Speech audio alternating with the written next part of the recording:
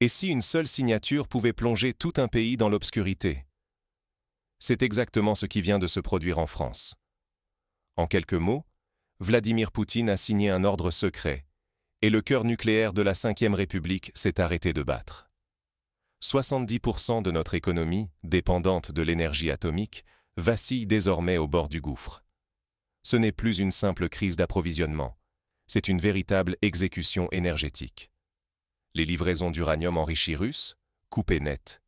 Les équipes de maintenance qui assurèrent la sécurité et le bon fonctionnement de nos centrales, disparues du jour au lendemain.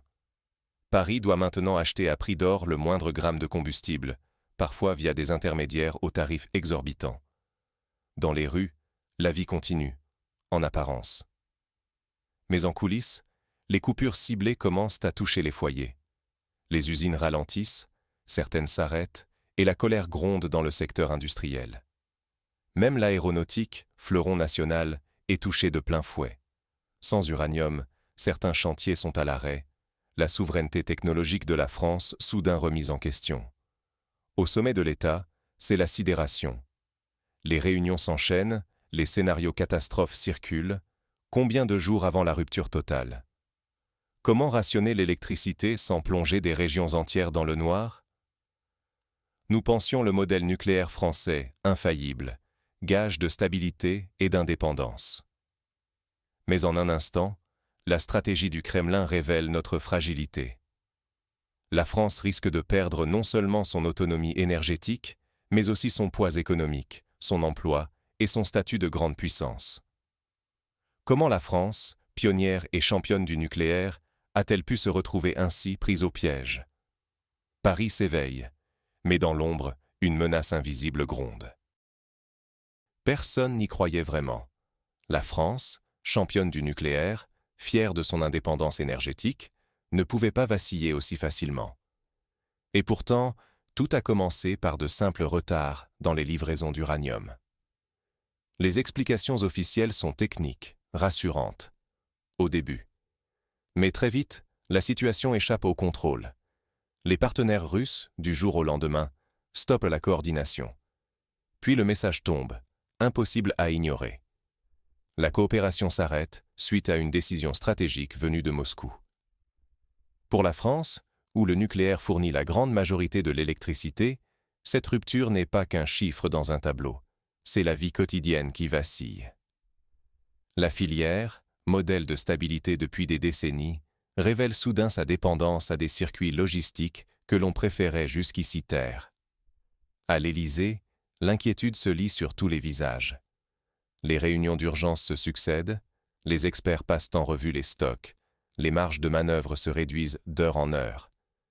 Les premiers calculs sont alarmants, les réserves fondent, chaque jour d'attente rapproche la France du point de rupture. Sur le marché international, les prix du combustible explosent. Paris se tourne vers l'Afrique, mais là aussi, la porte se ferme. Les anciennes alliances ne tiennent plus, le contexte géopolitique a basculé, et les ressources du Sahel deviennent inaccessibles. Reste le marché ouvert, où la France doit acheter via des intermédiaires à des tarifs sans précédent. Chaque nouveau contrat coûte plus cher que le précédent. La menace de coupure générale plane sur tout le pays, et l'industrie tremble. L'électricité chère, incertaine. C'est tout un pan de l'économie qui risque de s'effondrer.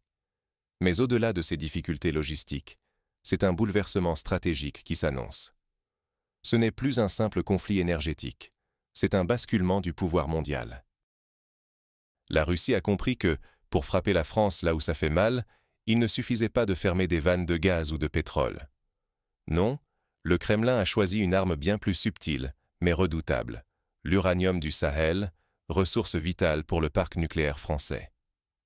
En quelques semaines, par une série d'accords avec les nouveaux régimes sahéliens, Moscou a coupé la France de sa principale source d'approvisionnement. Paris a bien tenté de sauver les meubles, multipliant les négociations en Afrique, misant sur son influence historique. Mais cette fois, rien n'y a fait. Les anciens accords sont partis en fumée. Les liens d'hier ne valent plus rien face aux alliances nouvelles, tissées dans l'ombre par la diplomatie russe. Résultat. La France, autrefois pilier de la souveraineté énergétique européenne, se retrouve contrainte de se fournir sur les marchés mondiaux, là où la concurrence fait rage et où les prix s'emballent. L'électricité bondit, les contrats à long terme volent en éclats. EDF tire la sonnette d'alarme, mais c'est toute l'industrie, aéronautique, métallurgie, chimie, qui subit de plein fouet la hausse des coûts et la menace des coupures. Chaque entreprise, de la petite boulangerie de quartier au grand groupe du CAC 40, doit composer avec l'incertitude et l'instabilité. La Russie, elle, avance ses pions sans complexe. En prenant le contrôle des ressources africaines stratégiques, elle impose sa loi et redéfinit les règles du jeu. Ce n'est plus seulement une question d'énergie, c'est désormais une démonstration de puissance, un signal envoyé à tout l'Occident. Le modèle français, longtemps présenté comme un exemple de résistance au choc extérieur, se révèle soudain d'une fragilité inattendue. Pour la première fois depuis des décennies, la souveraineté nationale n'est plus une évidence. Et voici ce qui est en jeu pour nous tous. Si Paris ne parvient pas à trouver une issue, c'est bien plus que des factures d'électricité qui exploseront. C'est toute l'économie qui pourrait vaciller. Les usines tourneraient au ralenti, les emplois seraient menacés, le niveau de vie reculerait, et derrière chaque rideau fermé, c'est la question de l'indépendance même du pays qui se poserait. La peur du chaos n'est plus une fiction. Elle s'installe dans le quotidien. Mais la crise ne s'arrête pas à la France, et les conséquences pour l'Europe entière sont vertigineuses. Et si la crise n'était que la première étape d'une recomposition mondiale ? Depuis plusieurs semaines, le silence du gouvernement français inquiète plus que les annonces officielles. On sent, derrière les portes closes, une hésitation presque palpable. À Paris, la priorité semble être d'éviter la panique, mais cette prudence nourrit surtout les doutes. Que prépare vraiment l'exécutif ? Les citoyens s'interrogent, si tout peut basculer à cause d'une seule décision venue de Moscou, sur quoi repose vraiment notre sécurité ? Sur la scène européenne, le consensus vacille. Certains partenaires plaident pour une négociation rapide avec la Russie, quitte à revoir à la baisse les ambitions stratégiques de l'UE. D'autres, à l'inverse, réclament fermeté et sanctions, quitte à en payer le prix fort. Cette division mine la capacité de l'Europe à réagir de manière unie. Chaque pays tente désormais de sauver ses intérêts, quitte à s'éloigner de l'idée d'un bloc européen. Résultat, la France, pourtant moteur historique de l'Europe de l'énergie, se retrouve isolée, mais aussi exposée. Pendant ce temps, l'économie française vacille. Les industriels tirent la sonnette d'alarme. La pénurie d'électricité menace d'arrêter des chaînes entières de production. Des secteurs stratégiques, comme l'aéronautique ou la santé, voient leur approvisionnement en matières premières remis en question. Les exportations ralentissent, la croissance s'effondre et les premières vagues de licenciements apparaissent. Dans la rue, la tension monte. Les manifestations restent contenues, mais la peur du lendemain est bien réelle. Chacun sent que le niveau de vie, autrefois garanti, est désormais en sursis. Mais cette vulnérabilité ne touche pas que la France. Elle révèle une fragilité structurelle qui s'étend à toute l'Europe. Ce qui était vu hier comme une force, l'indépendance nucléaire, la stabilité des grands réseaux, se transforme aujourd'hui en talon d'Achille. Dès qu'un maillon cède, c'est tout le système qui vacille. À l'échelle mondiale, c'est la logique même des anciennes alliances qui est remise en cause. La Russie, avec sa nouvelle stratégie, redessine le paysage en misant sur ses ressources, ses nouveaux alliés en Afrique, son contrôle des flux critiques. L'ordre mondial hérité de la guerre froide n'est plus qu'un souvenir. Ce qui se joue ici dépasse la simple crise énergétique. Nous assistons peut-être au prélude d'un nouvel ordre mondial, où la maîtrise de l'énergie et des ressources naturelles dicte les règles du jeu.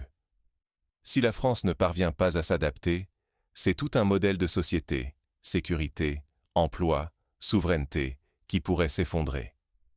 Et si la situation s'aggrave, l'Europe entière risque de basculer dans un hiver énergétique, incapable de peser face aux nouvelles puissances.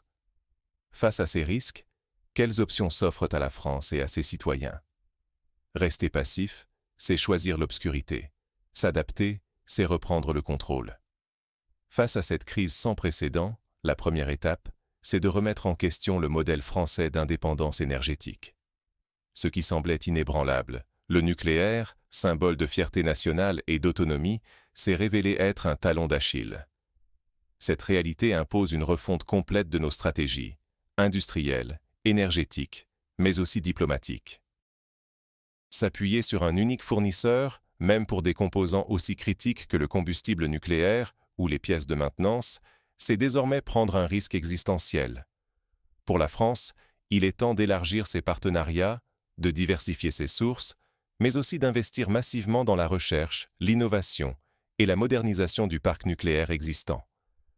Les chaînes d'approvisionnement stratégiques doivent être sécurisées et la résilience énergétique érigée en priorité nationale. Sur le plan diplomatique, il faut sortir de la logique des alliances automatiques et anticiper la volatilité d'un monde où les intérêts changent aussi vite que les prix du gaz. Mais tout cela ne concerne pas que l'État. Pour chaque citoyen, cette crise est un signal d'alarme. Il faut développer une pensée critique, s'informer avec rigueur et se préparer à l'imprévisible. Pourquoi ? Parce que la stabilité énergétique n'est plus un acquis. Elle devient un luxe, et il serait dangereux de la tenir pour acquise. Adapter ses habitudes de consommation, questionner la provenance de son énergie, soutenir les initiatives locales ou encore envisager des alternatives, tout cela, ce sont des leviers concrets pour ne pas subir. C'est le moment ou jamais de comprendre et d'anticiper les nouvelles règles du jeu mondial. Ceux qui refusent d'évoluer risquent de se retrouver à la merci des décisions prises à des milliers de kilomètres. Mais tout n'est pas perdu. Il reste une marge de manœuvre. Les règles ont changé. Resterez-vous spectateur ou deviendrez-vous acteur de votre propre avenir ? Face à cette crise énergétique inédite, il ne s'agit plus seulement de débattre ou d'attendre que les solutions viennent d'en haut. L'inaction, c'est accepter de subir l'avenir, de voir nos emplois menacés, nos factures exploser, notre souveraineté s'effriter. Mais comprendre ce qui se joue, c'est déjà reprendre la main. La paralysie du secteur nucléaire français, provoquée par une décision russe, a révélé une vérité difficile à accepter. Ce que l'on croyait être notre force, notre bouclier énergétique, peut se retourner contre nous du jour au lendemain. Les vieilles alliances, les promesses de stabilité, tout cela ne tient plus face à une géopolitique où chaque gramme de matière première, chaque mégawatt, devient une arme d'influence. Alors, comment transformer cette crise en opportunité ? Cela commence par une prise de conscience collective. Il faut exiger plus de transparence sur nos dépendances, participer au débat, soutenir l'innovation et adopter une consommation plus responsable. C'est aussi repenser la place de la France dans un monde où les ressources se négocient plus durement que jamais. Ce n'est pas un simple enjeu de confort ou de prix. Il s'agit de notre capacité à choisir notre destin, à ne pas laisser d'autres décider à notre place. Au fond, cette épreuve nous oblige à sortir de l'illusion de la stabilité perpétuelle. En cultivant la lucidité, la résilience et l'action, chacun peut peser sur l'avenir. Refuser la passivité, c'est garder le contrôle, même quand la lumière vacille. Alors, la question reste ouverte. Face à la nouvelle donne énergétique, qui choisira d'agir ?